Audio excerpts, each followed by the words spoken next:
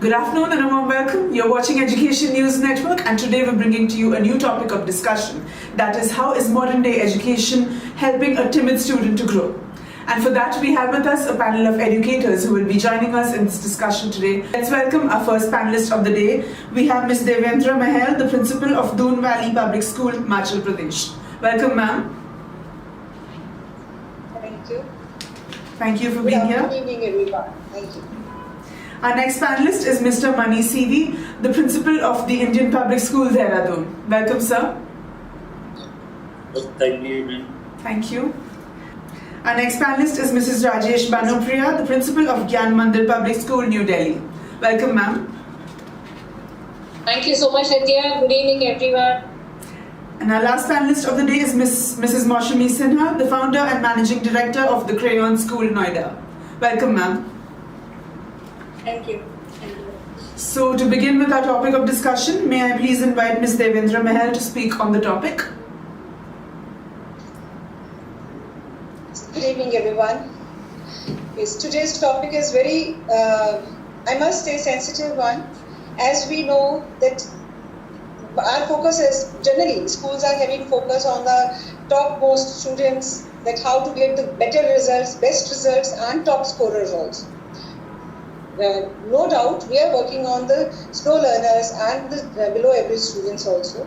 But somewhere there are the timid students, or we can say the students, those are introvert. We need to work for them also. Nowadays, the process as per NP, this is totally child-centric education we are providing to the students.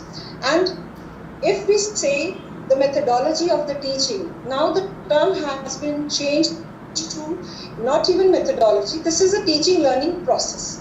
We are working on the process, and process is certain series of actions to get desirable results.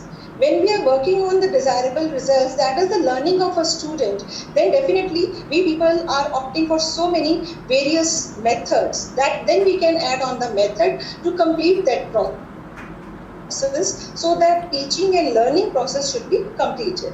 Keeping in view all kind of students, the variety and versatility of the students, different approaches are there. So first of all, use of technology, which we are using for last 2 years, that is very much helpful in these cases.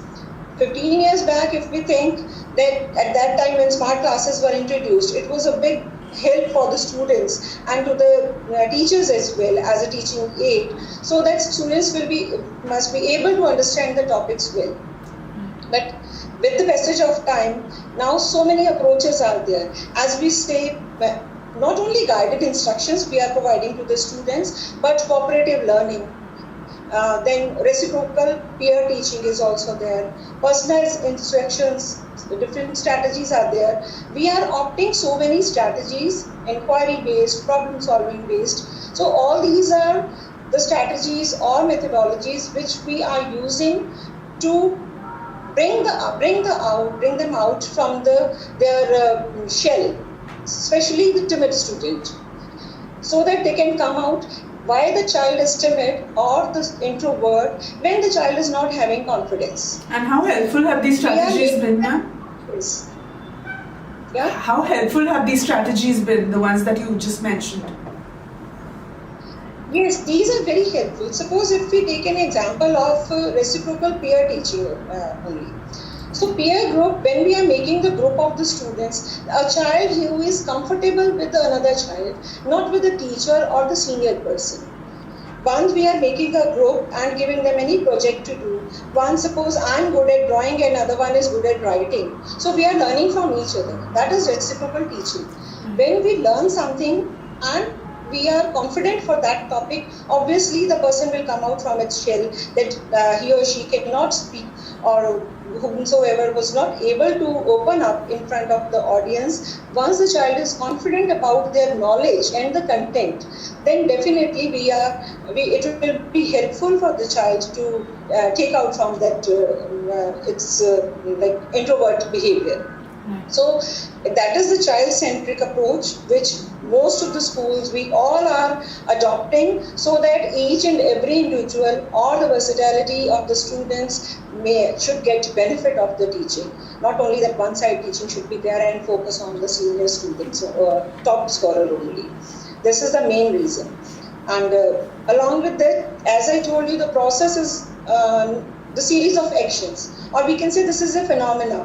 When we are turning cognitive learning to the mental understanding or the knowledge or remembering, these things are coming under these kind of the processes, which we call it teaching learning process. Right. So these latest technology and the various techniques are very helpful in this kind of Thank you, ma'am. Thank you. Mr. Mani CV, could we hear from you, please? Good evening to all. When we are talking about bringing out the timid students or introvert students, first of all, we should understand what percentage, what is the reason for this timidness. It says that the students, they feel shy or they are timid. 30% of the students, they are in this category because of genetic reasons. Yet 20% of the students, they are timid or they are shy nature because of the unfamiliar environment they have when they come to the school, especially in the lower classes. They are not familiar with the environment. So keeping this in mind, we have to deal with each and every child. It's also linked to low self-esteem. I'm sorry to interrupt you. It's also linked to low self-esteem, right? Being timid? Yes. Yes. So keeping this, at present time, almost all educational institutions, they started to teach the children only result oriented in order to make them to face the coming competitions. In that cases, everyone want to get a better result. So the PFI students or the students those who are timid or shy nature, they are neglected. So what we have to do is that we should understand the students and we have to, even though the CBSE or ICSE schools are giving certain prescribed norms, sometimes we have to come out of it and we have to help even each and every student, because we have to make them a better citizen first. So for that purpose, in each and every teachers in the classroom, they have to create an atmosphere which is helpful to the child who is there in front of that particular teacher in the class. So engage the students, encourage the students. I feel that is the two dimensions we have to keep in mind to bring them out. For that, we have to occupy children in various activities. Suppose you see, if we are just giving an action and telling the child to do this one, do that one, that will not work out. We have to find out the interest of that student. We have to understand why that student is not ready to come up. In which field the child is interested in. So give chances to that field, bringing a little away from what is already set up in the education system and help them, then gradually bring them to the academy. For that purpose, we have to engage the student. Sometimes we have to, the strict methods we can use it, or sometimes the activity methods we can use it, storytelling method we can use it, as the man told. We can use for drawing, painting, where the child is having interest, encourage the child in that field, along with we link them to the subject. Because the new academic policy, the education policy also saying that we have to link all the subjects. Activity oriented, learning oriented, student oriented learning. We do say many methodologies we are using it. Personally, I feel that it should be each and every child oriented atmosphere we have to create in the classroom for timid students. The good students, those who are having good IQ, they automatically we have to concentrate only in the academic matters. We don't worry much about them. Even though much help is not given by the teacher, they will learn, they will perform academically well. But we have to work on at present time the curriculum. We have to link in such a way that the timid ones getting more and more chances according to the interest of that. Right. No, I keeping in agree mind with what that you is said my- about engage my and choice. encourage. Yes. Okay. Engage and encourage, as you said. Yes, That would be the engage key. and encourage. That is the best way I feel, Okay. which I apply in my classrooms and I ask my teachers to To implement. do Got it, especially for the shy nature student, introvert students. Right. So they have to mix and mingle up first, then only. Thank you, sir. Thank you for sharing your thoughts. Okay. Mrs. Rajesh Welcome. Panopriya, could you please speak on the topic? Good evening, everyone. At the outset, I would say that I am humbled and honored to be a part of this live panel discussion today. Thank you so much. Thank you for being here. Thank you so much, Nitya. To begin with, I would say that the children of today are gearing up to become the adult citizen of tomorrow. And it is this learning process, the education is instrumental in shaping their lives, their personality, and is also helping them to gear up with the skills, which is later on going to enable them to deal with certain situations in life and future. But I would say there is a paradigm shift in the education system. Earlier, people were more into bookish knowledge, rote learning. It was all about acquiring degrees and getting monetary success. But I feel now people have warmed up to the idea of education being the key to all-round holistic development of the children. So school education, I feel, is now focusing on the mental, physical and social well-being of all the children. One model of teaching is going to fit all the children is absolutely an outdated idea. Now, to come to the most important part is we are now believing in what type of education. According to CBSE and NEP, like Manisha rightly said, we are now into experiential learning, we are into art integrated curriculum, we are into music, art, drama, dance, sports, etc. All these skills are there to enhance the cognitive skills, the thinking skills, creative skills and communication skills. Now to come to the crux of the topic today, where we are talking especially about the timid children. So what do you mean by timid children? If we go by dictionary, talking of children who are not very courageous, who are not very confident, who are in a shell. So what are we supposed to do is to give them the right opportunity, to give them the right environment, give them the right motivation, probably a right friend, probably a right mentor, and the person or the child comes out of his inhibitions and shyness and breaks the shell. I am totally in sync with what Mr. Mani said, is every child is unique and you need to give that environment as and when the child is, requiring it. Right. I'll give you an example, Nitya and the other delegates. When I was a senior HM 4 or 5 years back in a very reputed school in Dwarka, when I would take rounds, I would see a child always, with his head down and not into learning and looked very demotivated. I thought, okay, this is the scenario one day. But then on taking rounds, I realized that this child is generally an introvert child. So I called the teacher and I asked, what is wrong with the child? The teacher said, ma'am, he is a very introvert, shy child. I said, that's okay, just send the child to me. And when the child came to me, he would not look into my eyes. And I asked the child, Bacha, what is wrong with you? What happened? What do you want? He said, ma'am, I don't want to study. I just don't want to study. I said, what do you want to do, beta? He said, ma'am, I want to play basketball. So that's where I'm saying I'm in sync with Mr. Mani. Yes. I said, I understand the child wanted to play basketball. I said, go ahead. Let's call your parents. He said, my mama will not allow. She wants me to be an engineer or she wants me to be a doctor. I said, it's okay, you call your mama. And when I spoke to the parents, I said, let the child play basketball for a month. And trust me, there was a change, a huge change. Yeah. The child metamorphosized so beautifully, and after 5 years, you will not believe, when I shifted to other school as a vice principal and I organized an inter-school basketball match, that child was heading the basketball team and he looked me into the eyes and he said, ma'am, I am what I am today. It is because you made me play that game. That one single day you convinced my parents. And now the child is in deep. So I strongly believe you give the child fish to eat, you're feeding him for one day.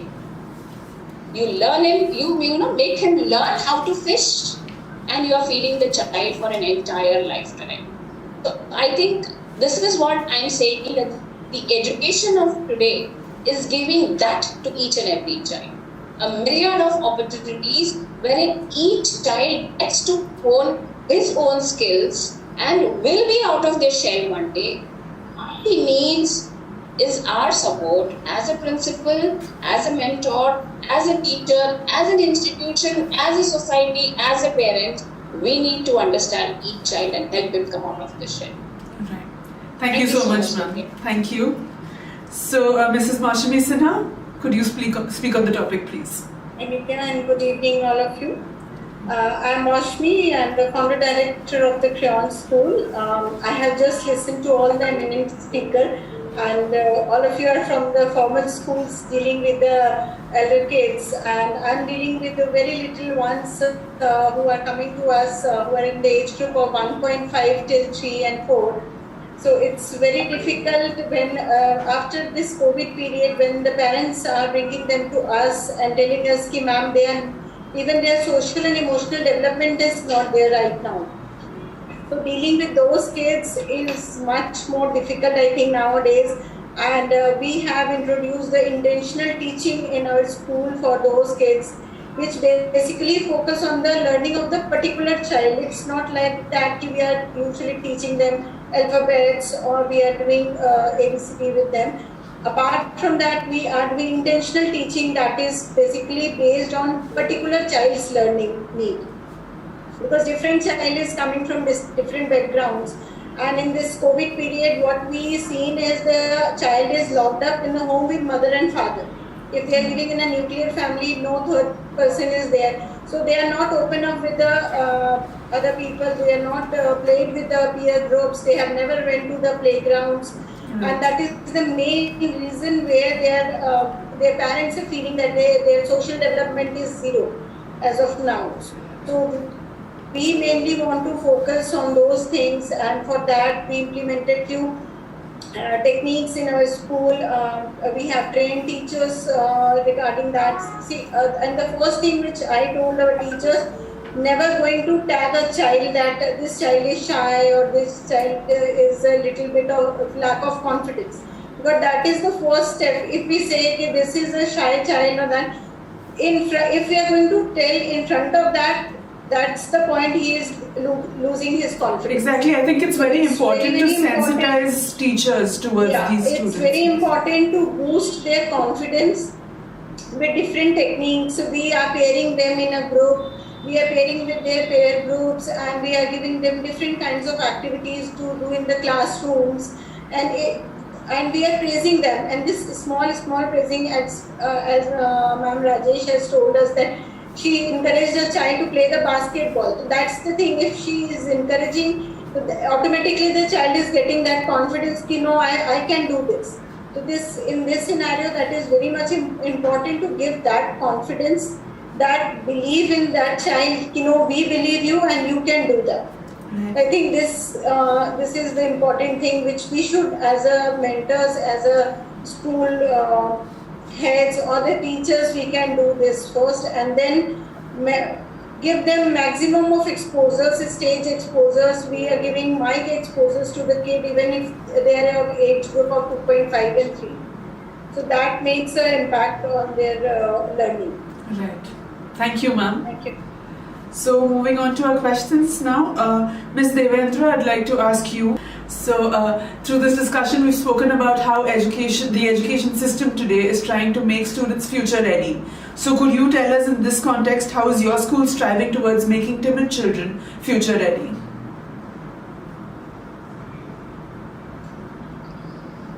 Yes, future ready schools. Like we are talking about the 21st century, all the skills the child must have. We are here in the institutions working on all kind of skills other than the academics. Academics is the core thing which we have to teach. But as ma'am said, holistic development is required. And in holistic development, all the virtues, values, all kind of 21st century skills involved in it. For working for these skills, like I spoke earlier also, various pedagogical approaches are being taken into the consideration. For each and every subject, it is not only the monotonous type of teaching is going on in the class and the child is listening to a teacher. For each and every, according to the need of the subject and the topic, the various activities are being performed. Especially for value education, we say, for each and every chapter, how we can correlate the topic with one of the virtue or one of the value. Somewhere the students are lagging behind in these things. Students are not as sensitive as we were in or the previous generations were. Now, respect, sympathy, empathy, these kind of words are the words only for them. They are not taking into like emotionally. As ma'am said, emotional quotient, and we need to work on their emotional quotient as well. When they will correlate the thing, then only we can develop the desirable behavioral changes into them. Exactly. Second, we are working on first thing this, and along with this, various kind of exposures for along with the games and art integrated projects. If we are giving them, suppose one of the project, our state is related with Himachal. I'm from Himachal state. We are from Solon. So if Himachal state is as per CBSE, we have to follow all the norms, state, CBSE, all the guidelines. If the state is associated with the Kerala state for their projects and everything, so making them sensitized with the other cultures, showing them, teaching them the respect for the other culture and basic things, basic stress is on the 21st century skills through their counseling, through the like speakers, through their various pedagogical approaches, so that the students can be confident. And most of the things, the events which are going on in the school, whether it is house or inter-house or class activities, we will make the students responsible for conduction of all kinds of things. But in this, does a timid student participate? That's my question. Yes. Every time How do you the ensure that? student